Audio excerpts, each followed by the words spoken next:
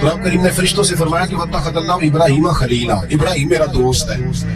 تو فرشتے کہنے لگے یا اللہ جسے اتنا کچھ دیا جائے اس نے دوست تو بننا ہی ہوتا ہے، تو نوازا ہی پڑا ہے، اتنا مال، اتنے کھیت کھلیان، اتنا کچھ۔ اللہ کریم نے فرمایا جاؤ آزمائش کرنا، امتحان لے لو۔ فرشتہ امتحان لینے پہنچ گیا۔ حضرت ابراہیم کے جانور چل رہے ہیں چراگاہ میں، حضرت ابراہیم بھی ہیں، غلام بھی ہیں، بہت بڑا ریوڑ ہے۔ آپ تشریف فرمائے، ایک فرشتہ آیا تو کھیت میں چھپ کے بیٹھ گیا اور بلند آواز سے کہنے لگا سبحان اللہ والحمد للہ ولا الہ الا اللہ واللہ۔ یہ تسبیح بڑی پسند ہے، معبود نے ان کی فضیلت بیان کی۔ اب وہ حضرت سیدنا ابراہیم علیہ السلام کھڑے تھے تو کھیت میں بیٹھ کے تسبیح پڑھنے لگا سبحان اللہ والحمد للہ ولا الہ الا اللہ۔ حضرت ابراہیم کہنے لگا یہ میرے رب کا نام کون لے رہا ہے؟ بڑی اس کی میٹھی آواز ہے، بڑی کون ہے؟ ڈھونڈنے لگے، گھومتے گھومتے اس کے پاس چلے گئے، فرشتہ انسانی شکل میں، تو میرے رب کا ذکر کر رہا تھا؟ اس نے کہا میں ہی کر رہا تھا۔ فرمانے لگے یاد ایک دفعہ پھر نہیں کرتا؟ تو کہنے لگا ابراہیم پہلے تو میں اپنی مرضی سے کر رہا تھا، تو کہتا ہے تو پیسے لگیں گے، پیسے ہیں تو کر دیتا ہوں۔ حضرت ابراہیم کہنے لگے بول تو کیا لے گا، میرے اللہ کا ذکر سنانے کا کیا لے گا؟ کہنے لگا جتنی بکریاں آپ چلا رہے ہیں ساری دے دے تو میں اللہ کا ذکر سنا دیتا ہوں۔ اور آپ نے فرمایا بس جا تیری ساری ہوئی میرے رب کا ذکر سنا، اور پھر شروع ہو گیا سبحان اللہ الحمدللہ ولا الہ الا اللہ واللہ اکبر۔ حضرت ابراہیم علیہ السلام کیف میں یار پھر ذرا سنا، نہ علمہ وچ پھسا سانو تو یار دی گل سنا سانو، ذرا دوبارہ سنا۔ میں پھر سنایا، ایک دفعہ پھر کہا، فرشتہ کہنے لگا بس یہ آپ کے پیسے پورے ہو گئے۔ حضرت ابراہیم کہنے لگے چل ایک دفعہ اور سناؤ۔ کہنے لگا پیسے لگیں گے، تو کیا لے گا؟ کہنے لگا گائے بھینسیں ساری میری۔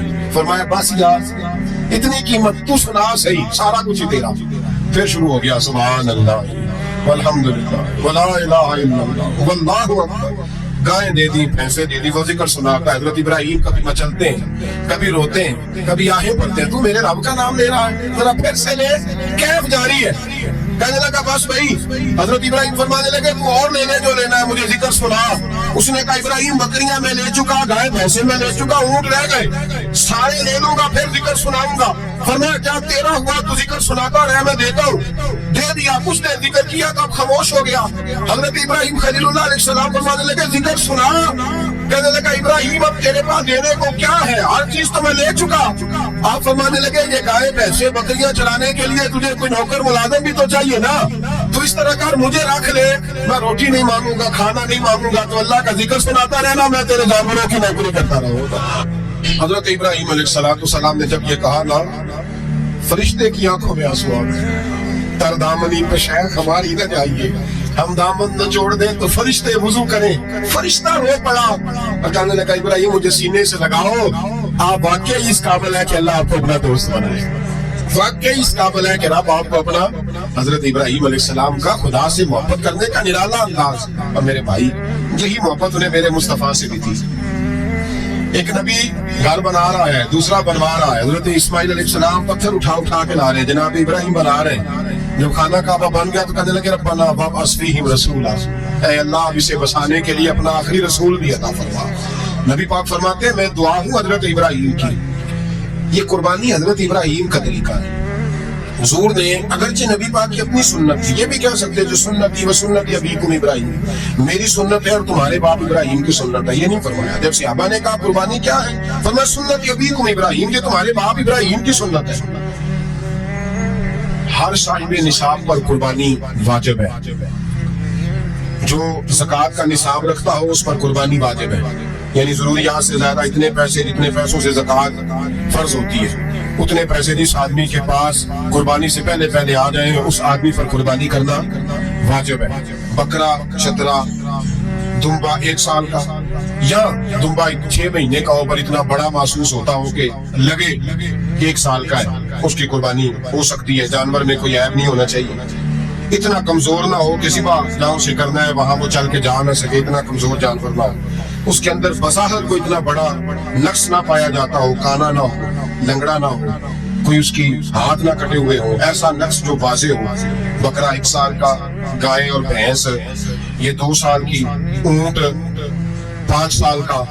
اب اس میں یہ ہے کہ ہمارے بہت سارے دوست کیونکہ ہم دیہاتی لوگ ہیں تو پوچھتے ہیں کہ دوندا نہیں ہے تو چوگا نہیں ہے، تو یہ ہماری پنجابی کی اصطلاحات ہے، پنجابی کی۔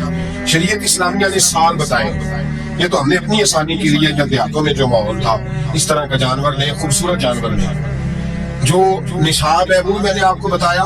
لیکن ایک اور پہلو بھی ہے، نبی پاک صلی اللہ علیہ وسلم پہ زکوٰۃ کبھی فرض نہیں ہوئی، کبھی حضور پہ زکوٰۃ فرض نہیں ہوئی. نبی پاک صلی اللہ علیہ وسلم کے پاس اتنا سرمایہ کبھی اکٹھا ہوا ہی نہیں کہ زکوٰۃ فرض ہو.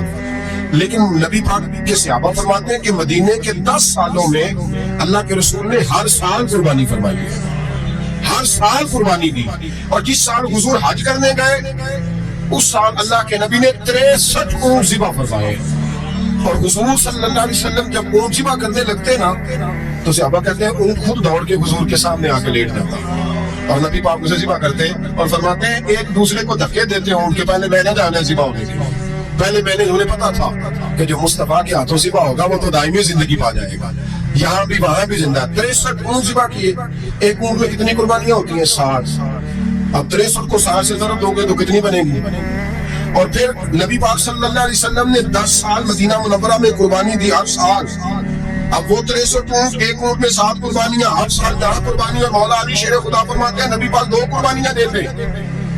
میں نے کہا حضور 2 جانور ذبح کر رہے ہیں آپ؟ تو حضور نے فرمایا ایک میری طرف سے، ایک میری امت کی طرف سے، غریبوں کی طرف سے. اور حضرت علی کو حضور نے وصیت فرمائی تو 2 دیا کرے گا. یا رسول اللہ صلی اللہ علیہ وسلم میں غلام ہوں، خادم ہوں. حضور نے فرمایا علی ایک تو نے اپنی دینی ہے، ایک میری طرف سے دینی ہے. 2 قربانیاں. مولا علی نے بھی ساری زندگی 2 قربانیاں دی. حضرت علی بھی مال کے نصاب نہیں تھا، اپنا مکان ہی نہیں تھا، کوئی کاروبار نہیں تھا، کئی دن فاقے رہتے تھے. تو قربانیاں کتنی دیتے تھے؟ 2. ہمارے پاس ویسے اگر سسرال میں، میکے میں، کزنوں میں کچھ شادی ہو جائے تو 50-60 لاکھ کا خرچہ برابر ہے، وہ پکا ہے. اور قربانی کی باری غریب ہو گئے، سارے غریب ہو گئے. کہتے نہیں یہاں مشکل. اور خدا کے بندے اللہ کے ساتھ تجارت کر، اس کے رستے میں 1 دے گا، رب تجھے 70 گنا اضافہ کے ساتھ عطا فرمائے گا. قربانی مال کے نصاب پہ ہے. کوشش کیا کریں کہ اللہ کے رستے میں جب دینا ہو پھر لیت العلہ سے بچیں، خوبصورت جانور لائیں. جن کو اللہ نے توفیق دی ہے ان کے لیے نصیحت ہے، جن کو اللہ نے توفیق دی. میں نے اپنے حضرت صاحب کو دیکھا ہے، وہ کہتے تھے کئی جانور اللہ نے بڑا نوازا ہے. کہتے ایک میرا ہے، ایک میرے ماں کا، ایک میرے باپ کا ہے، ایک میرے فلاں استاد صاحب کا، ایک میرے پیر صاحب کا ہے. یہ جانور غوث اعظم جیلانی کا نام کا دے رہا ہوں. اور پھر ایک بڑا خوبصورت جانور بنا ہوتا اور حضرت خود ان کو چارہ ڈال رہے ہوتے تو حضور یہ کیا ہے؟ فرمانے لگے یہ میں رسول اللہ کے نام پہ قربان کروں گا، یہ نبی پاک کے نام پر قربان کیا جائے گا. جن کو اللہ نے حیثیت دی ہے وہ کوشش کرے اپنے محبوب کی طرف سے بھی قربانی کرے، نبی پاک کے نام کی قربانی دے. خوبصورت سا جانور پیارا، پھر اس کی خدمت، پھر اس کی قربانی دی جائے اور نبی پاک کے نام پر قربانی دی جائے. حضور نے خود وصیت فرمائی حضرت ابو بکر صدیق کو، قربانی بڑا حسین عمل ہے. اور میرے نبی پاک صلی اللہ علیہ وسلم نے ناراضگی بھی فرمائی. ذرا خوگر حمد سے تھوڑا سا گلا بھی سن لے. میرے حبیب نے فرمایا جو طاقت کے باوجود قربانی نہ کرے وہ ہماری عیدگاہ میں عید کی نماز پڑھنے نہ آئے، وہ نہ آئے. اور یا رسول اللہ جو کرے گا، فرمایا قربانی کے جانور کا خون کا قطرہ بعد میں زمین پہ گرے گا، اللہ اس کے سارے گناہ پہلے معاف فرما دے گا، اللہ اس کے سارے گناہوں کو بخشے گا. قربانی کریں، خوبصورت انداز میں کریں.